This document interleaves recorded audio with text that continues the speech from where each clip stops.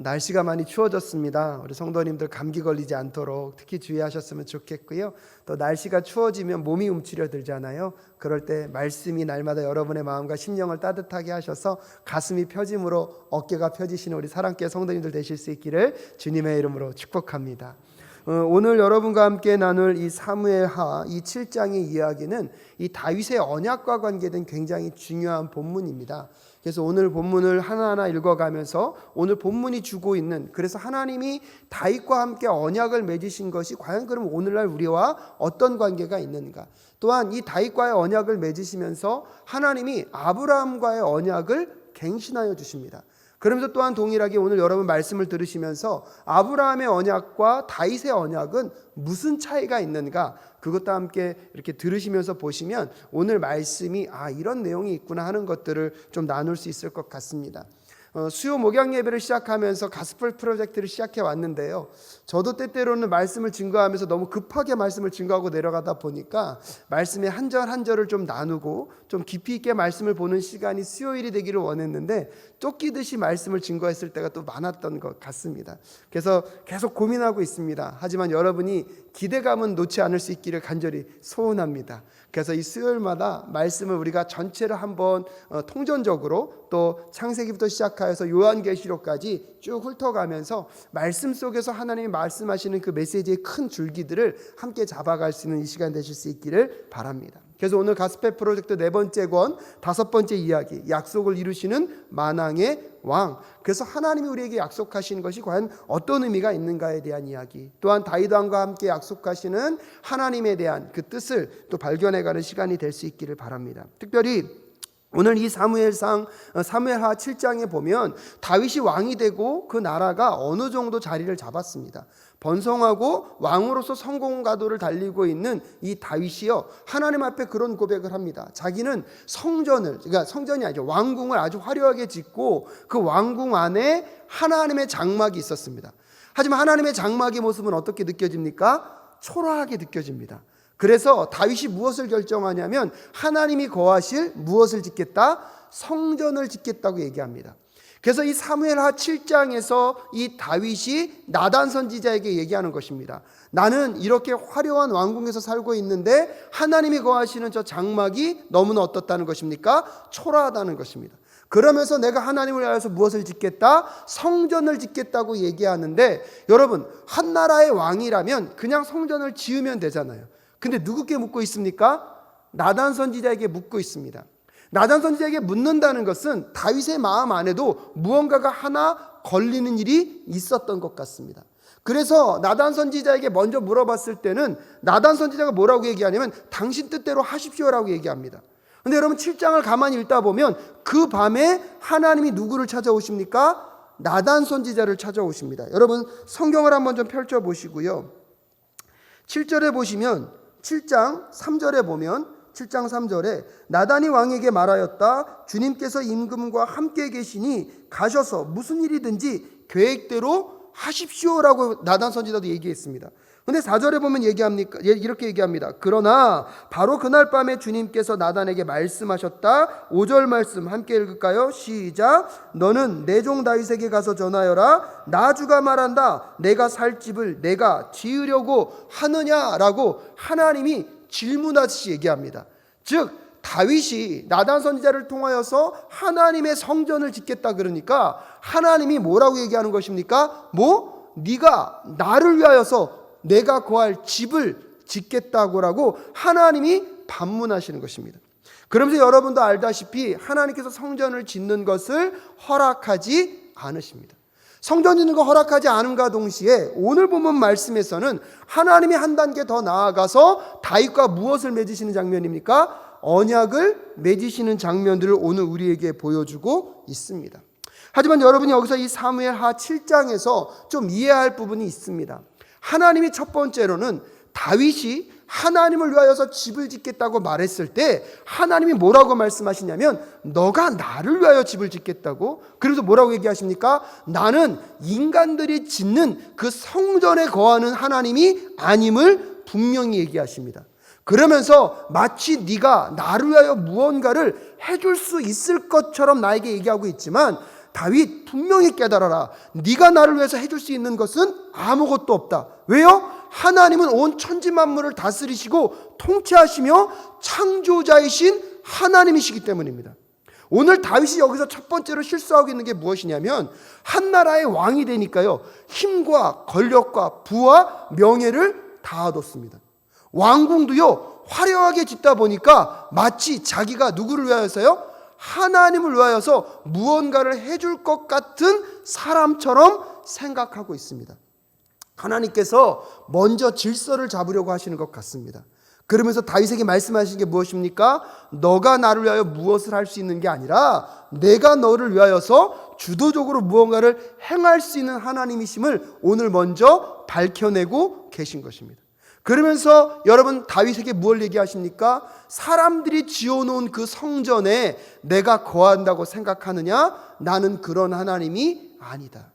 여러분 여기서요, 이 다윗이 성전을 짓고자 하는 귀한 마음도 있지만 한편으로 하나님께서 왜 그 귀한 마음을 받지 않으셨을까요? 또 한편으로 보면요, 그 당시 이방의 신들은요, 이방의 왕들은요, 왕궁을 거하게 지은 다음에 그 왕궁 안에 반드시 뭘 짓냐면 신전을 짓습니다. 왜요? 그 신전 안에 누가 있다고 믿었기 때문입니까? 신들이 있다고 믿었기 때문입니다. 그러면서 자기가 예배하는 개인의 예배의 처소로 왕궁 안에 있는 신전을 사용하였습니다. 다윗이요, 왕궁을 다 짓고 나니까 왕궁 안에 있는 하나님이 거하시는 장막이 초라해 보입니다. 그 성전을 짓겠다는 것도 귀한 마음이긴 하지만 한편으로 보면 무엇도 있습니까? 다른 나라의 왕궁처럼 이 왕궁이 완전해지려면 이 왕궁 안에 무엇이 있어야 됩니까? 하나님이 거하시는 신전이 있어야 하는 것입니다. 하나님이 그 마음을 간파하시고 나서 다윗에게 말씀하시는 것입니다.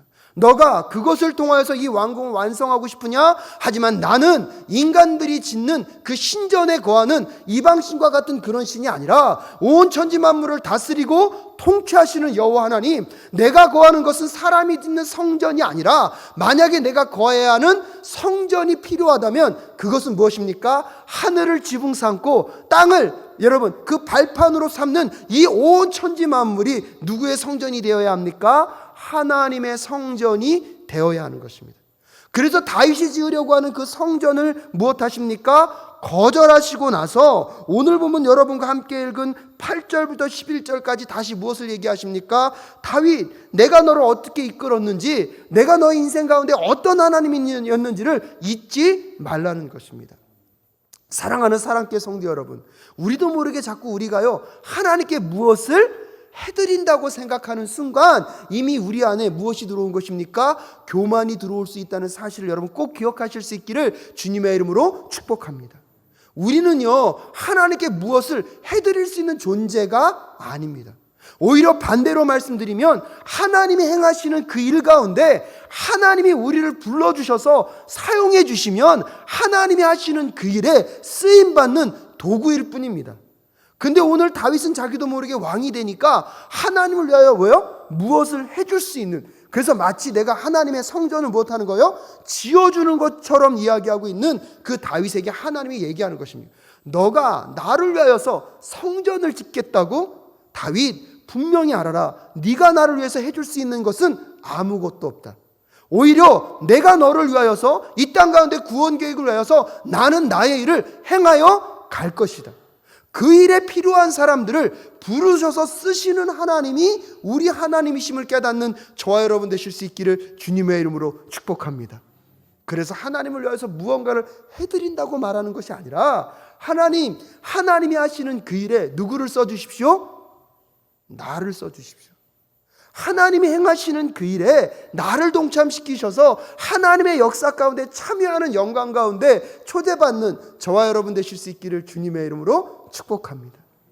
그래서 오늘 본문에서 하나님이 얘기하는 것입니다. 8절에서 그래서 이렇게 얘기합니다. 그러므로 이제 너는 나의 종 다윗에게 전하여라. 다윗이 누구라고요? 하나님의 종이라는 것입니다. 여러분, 종이 주인을 위해서 해줄 것이 무엇입니까? 종은요, 맡은 바의 일을 충성되이 감당할 뿐이죠. 그 다음에 뭐라고 얘기하고 있습니까? 나 만군의 주가 말한다. 하나님이요, 그냥 주라고 얘기해도 되는데 공식적인 표현을 쓰십니다. 누구요? 만군의 주. 그러면서 다윗에게 의도적으로 말씀하시는 게 뭐냐면, 다윗, 너가 왕이 됐다고 오해하고 있는 것 같은데 왕이라고 나에게 해줄 수 있는 무엇이 있다고 생각하지 마라. 나는 누구다? 만군의 주다. 천지만물을 창조하고 지금도 이 온 세상을 다스리시는 그 하나님이 나임을 잊지 말라고 분명히 말씀하고 있는 것입니다. 그래서 뭐라고 얘기합니까? 양떼를 따라다니던 너를 목장에서 데려다가 내 백성 이스라엘의 통치자로 삼은 것은 바로 누구다? 이걸 잊지 말라는 것입니다. 사랑하는 사랑교회 성도 여러분, 오늘 이 저녁에요, 우리가 우리의 자신이 어떤 존재인지를 다시 한번 확인할 수 있기를 간절히 소원합니다. 여러분, 우리에게 있어서 필요한 것은 하나님이 하시는 일이 무엇인지를 찾는 거예요. 그 일들 속에서 하나님이 나를 사용해 주시면 그게 영광인 거지, 우리도 모르고 우리는 자꾸 하나님을 위해서 무언가를 해드리겠습니다라고 얘기하고 있어요. 어떤 집사님이 그렇게 얘기했다 그러더라고요. 하나님이 나 안 쓰시면 하나님만 손해지. 굉장히 믿음 있는 말 같지만 한편으로 보면 여러분, 굉장히 위험한 말입니다. 우리의 삶 속에서 하나님께 무엇을 해드리겠다고 하기보다, 여러분, 우리의 인생 가운데 하나님이 나에게 먼저 베푸신 일이 무엇인지를 먼저 생각해 본다면 지금 우리는 무언가를 해드린다고 말할 수 없는 존재임을 깨닫게 된다는 사실을 기억하십시오. 그러면서 9절에 나는 내가 어디로 가든지 언제나 너와 함께 있어서 내 모든 원수를 내 앞에서 무엇하셨다는 것입니까? 물리쳐 주셨다는 것입니다. 그러면서 나는 이제 내 이름을 세상에서 위대한 사람의 이름과 같이 빛나게 해주겠다라고 말씀하시고요. 10절에서 보면 그들이 자기의 땅에서 자리 잡고 살면서 다시는 옮겨 다닐 필요가 없도록 이전과 같이 악한 사람들에게 억압을 받는 일도 없도록 하겠다라고 얘기하고 있습니다. 그래서 여러분, 이 9절과 10절이 왜 중요하냐면, 하나님이 다윗에게 오셔서 다시 내가 어떤 분인지를 드러내면서 요 내용이요, 뭐가 묘하고 비슷하냐면, 아브라함과 함께 할 때 하나님이 아브라함과 약속하신 게 있습니다. 아브라함과 뭘 약속하셨죠? 네가 본토 친척 아비집을 떠나면 내가 너로 인하여 첫 번째 뭘 주겠다? 많은 자녀들을 주고, 그 다음에 뭐 하겠다고요? 너에게 무엇을 주겠다? 땅을 주겠다. 그리고 너가 무엇이 되게 하겠다? 복의 근원이 되게 하겠다고 말씀하셨는데, 그 아브라함의 언약의 말씀을 여기서 더 자세하게 풀어서 설명하시면서 아브라함의 언약을 다시 여기서 뭐 하고 있냐면 갱신하고 있는 거예요. 그러니까 다시 그 언약을 다시 기억하면서 너의 삶 속에서 내가 아브라함하고 한 그 약속 때문에 오늘 너희들의 삶이 여기까지 올 수 있었음을 말함과 동시에 나 여호와는 너에게 그런 하나님이심을 다시 뭐 하고 있는 것입니까? 확인시켜주고 있는 단계입니다. 그렇기 때문에 여러분 기억하셔야 합니다. 하나님의 약속은요, 영원하게 지켜지는 약속임을 기억하며 나아가는 저와 여러분 되실 수 있기를 주님의 이름으로 축복합니다. 그래서 다윗에게 그걸 얘기하는 것입니다. 오늘 네가 이 자리까지 올 수 있었던 것, 너의 탁월함, 너의 실력, 너의 갖고 있는 조건이 아니라 누구의 신실함이라고요? 하나님의 신실함이심을 다시 확인시켜주고 있는 것입니다. 그래서 첫 번째로 이 아브라함의 언약을 다윗 앞에서 다시 갱신하여 주시면서, 여러분, 너의 오늘의 너의 됨은 나의 은혜임을, 나의 주도권에 가운데 있음을 잊지 말라는 것입니다.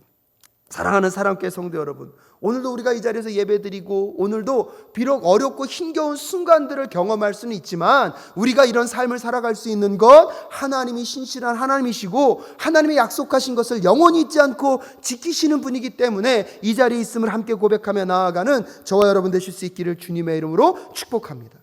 그래서 여기서 다윗이 하나님 앞에 성전을 지어주고자 했을 때 하나님이 네가 나를 위해서 할 수 있는 것이 아니라 오히려 내가 너를 위하여서 무언가를 하는 사람임을 잊지 말라는 것이요, 복음을 깨닫는 중요한 원리 중에 포함되어 있습니다. 사랑하는 사랑교회 성도 여러분, 구원을 위해서 우리가 할 수 있는 것은 아무것도 없습니다. 아멘이십니까? 오직 예수 그리스도께서 이 땅 가운데 하나님의 은혜와 계획 가운데 먼저 오셔서 그분께서 구원의 주도성을 가지시고 구원의 문을 여셨고 십자가의 사건을 통해서 우리에게 구원의 문을 열어주셨기 때문에 그 십자가를 믿는 자들이 구원을 얻을 수 있는 것입니다. 거기에 인간의 행위가 있습니까? 우리의 노력이 구원에 어느 정도 일조를 했다고 말할 수 있습니까? 아무것도 없습니다. 여러분, 구원과 관계된 것도 오직 하나님의 주권과 하나님의 주도권 안에서 이루어짐과 동시에 오늘 우리의 삶을 살아가고 있는 이 삶도 하나님이 우리와 함께 하시고 하나님이 인도해 가시고 하나님이 신실하게 역사하셨기 때문에 이 자리에 있을 수밖에 없음을 고백하며 나아가는 저와 여러분 되실 수 있기를 주님의 이름으로 축복합니다. 그러면서 11절이 왜 중요하냐면 11절에서 아브라함의 언약을 갱신함과 동시에, 여러분 11절을 다시 한번 읽겠습니다. 함께 읽겠습니다. 시작. 이전에 내가 나의 백성 이스라엘에게 사사들을 세워준 때와는 달리 나는 너를 너의 모든 원수로부터 보호하여서 평안히 살게 하겠다. 그뿐 아니라 나 주가 너의 집안을 한 왕조로 만들겠다는 것을 이제 나 주가 너에게 선언한다 라고 얘기하면서 11절 후반에 하나님께서 다윗과 다른 약속을 하십니다. 그게 뭐냐면 나 주가 너의 집안을 한 왕조로 만들겠다는 약속을 하십니다.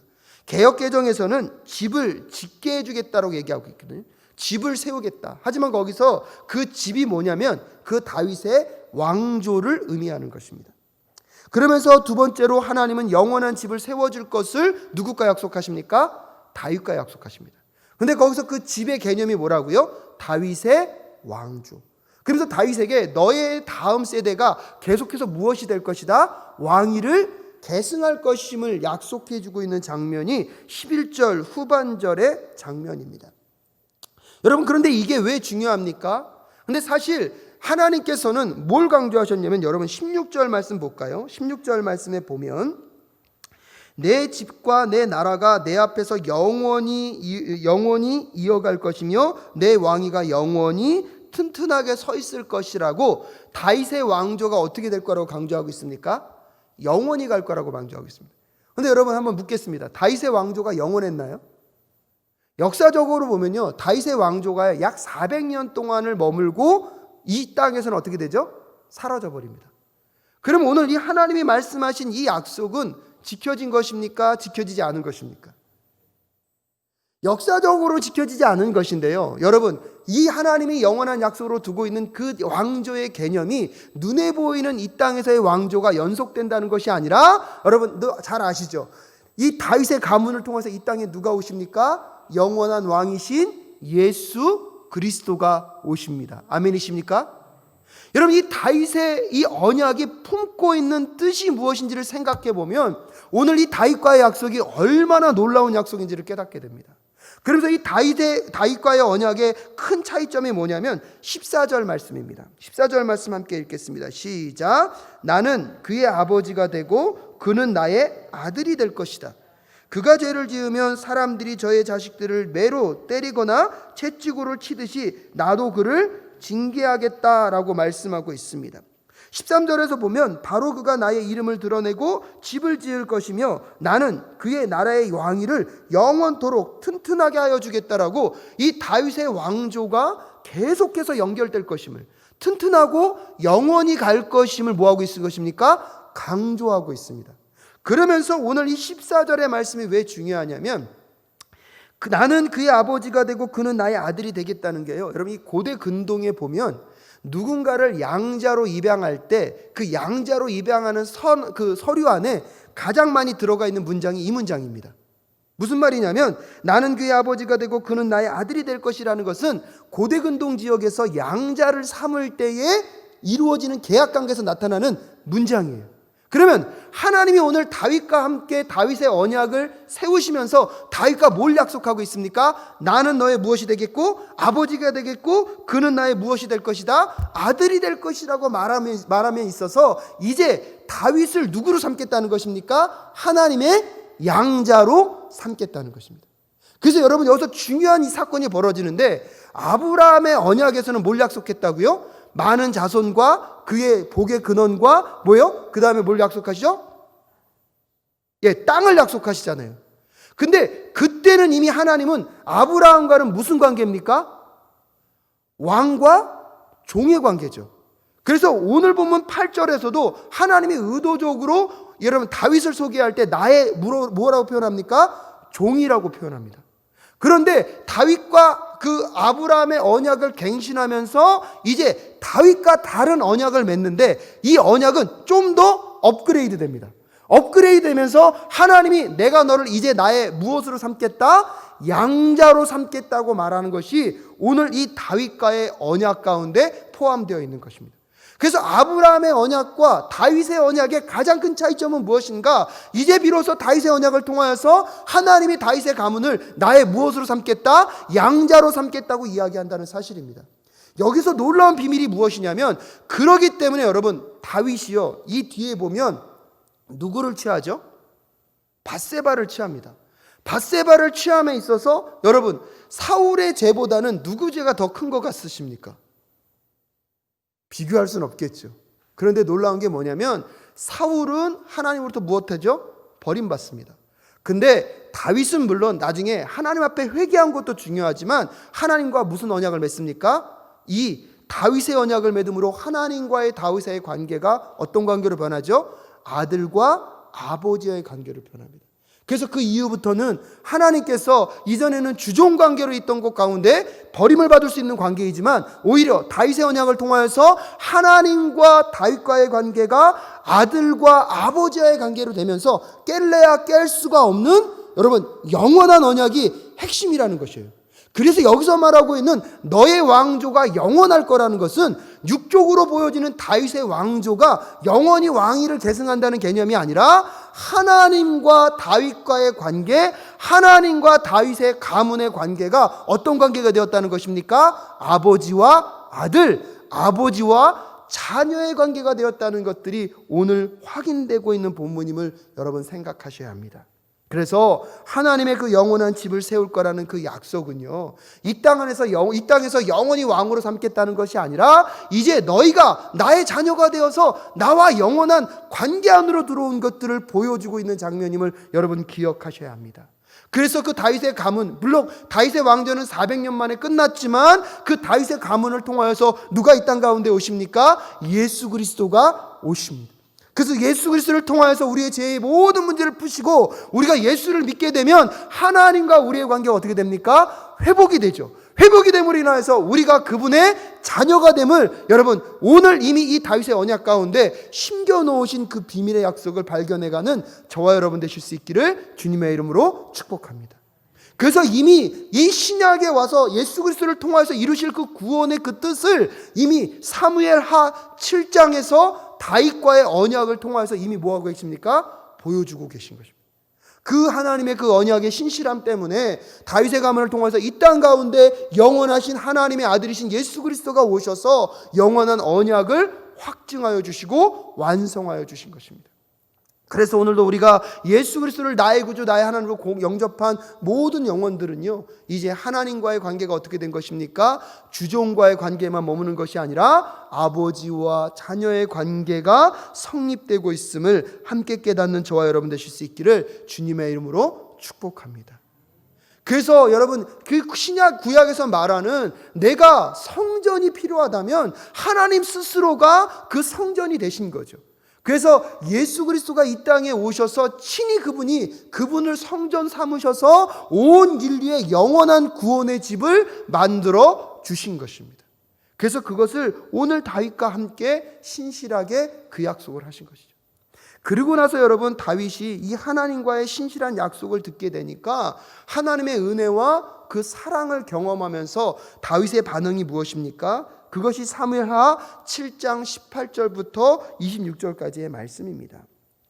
18절 말씀에 이렇게 고백합니다. 다윗 왕이 성막으로 들어가서 주님 앞에 꿇어 앉아 이렇게 기도하였다. 주 하나님, 내가 누구이며 또 내 집이 무엇이기에 주님께서 나를 이러한 자리에까지 오르게 해 주셨습니까? 19절 함께 읽을까요? 시작. 주 하나님, 그런데도 주님께서는 이것도 오히려 부족하게 여기시고 주님의 종의 집안에 있을 먼 장래의 일까지 말씀해 주셨습니다. 주 나의 하나님, 이것이 어찌 주님께서 사람을 대하시는 일상적인 방법이겠습니까? 라고 이야기하고 있습니다. 20절에 주 하나님, 주님께서 주님의 종을 잘 아시니 이 다윗이 주님께 무슨 말씀을 더 드릴 필요가 있겠습니까?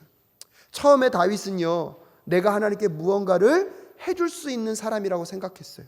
하지만 하나님이 분명히 말씀하십니다. 너가 나를 위해서 해줄 수 있는 것이 무엇이냐? 그러면서 다윗이 목동으로 비천한 인생을 사는 그 순간 속에 하나님이 주도권을 갖고 그를 어떻게 하셨습니까? 왕의 자리까지 앉히셨습니다. 여러분, 그것만으로도 이 다윗에게 보면 감사하고 감격스러울 일입니다. 하지만 그런 다윗에게 하나님이 더 한 걸음 더 나아가서 다윗과 언약을 맺으십니다. 아브라함의 언약을 이루어주신 것만으로도 너무나 감사하고 은혜임에도 불구하고 더 나아가서 다윗과 언약을 맺으시면서 이제 너가 나의 종으로만 머무는 것이 아니라 나의 누구다? 자녀이다. 이 관계를 내가 영원히 너와 맺겠다고 약속하시니까 다윗의 마음이 어떻습니까? 더 놀란 거예요. 왕으로 있게 하신 것까지도 감사해 죽겠는데 오히려 한 걸음 더 나아가서 나와 영원한 관계를 약속하신 하나님의 그 말씀 앞에 다윗은 어떻게 할 수밖에 없습니까? 찬양과 경배를 드릴 수밖에 없어서, 여러분, 구약 성경에 보면 한 사람이 찬양과 기도로 쓴 글이요, 이렇게 긴 글이 흔하지 않습니다. 다윗이 그것에 감격하여서 오늘 여러분과 함께 읽진 않았지만 7장 18절부터 29절까지 그의 감사의 표현을 계속 표현해내고 있습니다. 그렇기 때문에 세 번째로 우리가 깨달아야 될 것이 무엇입니까? 하나님의 약속, 그 의미가 무엇인지를, 하나님이 우리에게 주신 것이 무엇인지를 알게 되면 우리의 반응은 무엇입니까? 겸손과 감사의 표현임을 깨닫는 저와 여러분 되실 수 있기를 주님의 이름으로 축복합니다. 여러분, 구원의 은혜를 경험한 사람은요, 하나님을 위해서 무언가를 말하려고 하는 것이 아닙니다. 그분이 나에게 주신 것이 너무나 크고 놀랍기 때문에 그거에 반응하여서 우리가 감사를 표현하는 행위를 할 뿐인 거지, 그 행위가 우리의 구원에 도움이 됩니까? 우리가 그 행위를 했기 때문에 우리가 구원을 받는 것입니까? 그렇지 않습니다. 하나님이 먼저 주도권을 가지시고 우리에게 구원을 주셨고 오늘 우리의 삶에 이 모든 여건들을 허락하여 주셨음을 우리가 정말로 은혜이고 감사임을 안다면 마땅히 하나님께 돌릴 영광과 찬양을 드리게 될 줄로 믿습니다. 그렇기 때문에 거기서 우리의 행위에 대해서 우리가 자랑할 것이나 우리가 하나님 앞에 하는 것들이 어떠한 공로도 아님을 고백하며 더 낮아지고 겸손해지게 될 줄로 믿습니다. 그래서 교회 안에서는요, 누구도 높은 자가 될 수 없는 것입니다. 이 교회 안에 있는 모든 사람들은 하나님이 주도권을 갖는 그 구원의 계획 가운데 그 은혜를 경험하고 그 은혜 안에서 구원을 받은 자이기 때문에 오늘도 우리가 교회 안에서 충성되이 섬기는 것, 봉사라는 표현보다 어떤 표현이 맞을까요? 충성이라는 표현이 맞을 것입니다. 여러분, 그 충성된 일을 감사하고서도 하나님이 나에게 주신 거에 비하면 이거 아무것도 아닙니다라고 고백할 수 있는 저와 여러분 되실 수 있기를 주님의 이름으로 축복합니다. 여러분, 그것이 이 땅에서 그 하나님의 영원한 아름다운 나라를 풍성하게 누리는 비결이 될 것입니다. 그래서 오늘 본문을 마무리 지으면서 여러분께 그 부탁드리고 싶습니다. 사랑하는 사랑교회 성도 여러분, 정말로 이 모든 것들이 하나님이 하셨고 우리의 구원과 오늘도 우리의 삶의 모든 영역들을 하나님이 하셨다고 믿는다면 첫 번째 무엇입니까? 하나님 우리에게 어떠한 도움도 바라지 않는다는 것을 꼭 기억하셔야 합니다. 그렇기 때문에 함부로 내가 하나님을 위하여서 무언가를 했다라고 고백하는 삶을 살지 않게 됩니다. 그리고 두 번째로 무엇입니까? 하나님의 은혜 아래 내가 보답할 것이 무엇인가를 고민할 수밖에 없습니다. 그것은 무엇을 얻기 위함도 아니고 무엇을 더 풍성하게 누리기 위함도 아닙니다. 이미 받은 은혜가 크기 때문에 그 은혜 안에서 자동적으로 나오는 그 반응적인 행동이요, 하나님의 은혜에 감사하며 나아가는 행동들일 수밖에 없습니다. 그리고 더 나아가서 하나님이 오늘날 우리에게 명령하신 것들을요, 끝까지 수행해내면서도 우리가 교만해지거나 자만해지지 않고 겸손하고 하나님이 나에게 주신 것을 그냥 돌려드릴 뿐입니다라고 고백하며 나아가는 저와 여러분 되실 수 있기를 주님의 이름으로 축복합니다. 나머지 3일 동안 여러분 어떻게 생각하시겠습니까? 이미 예수 그리스도 안에서 구약에서 계속 아브라함과의 언약, 다윗과의 언약이 이미 우리에게 예수 그리스도를 통해서 우리에게 허락되었는 줄로 여러분 믿으십니까? 그러면 이미 우리는 넉넉하게 가진 자입니다. 이미 하나님께서 우리에게 충분히 행하셨습니다. 그럼에도 불구하고요, 오늘도 여러분의 삶과 동행하시면서 여러분의 필요와 신음 가운데 응답하시고 여러분과 동행하시는 하나님이 우리 하나님을 꼭 잊지 않는 저와 여러분 되실 수 있기를 주님의 이름으로 축복합니다. 그래서 주님을 위하여서 무언가를 한다고 생각하기보다 이미 나에게 허락하신 그 은혜와 사랑이 감사하여서 그것을 주님께 돌려드린다는 마음으로 하루하루를 살아가시는 저와 여러분 되실 수 있기를 주님의 이름으로 축복합니다.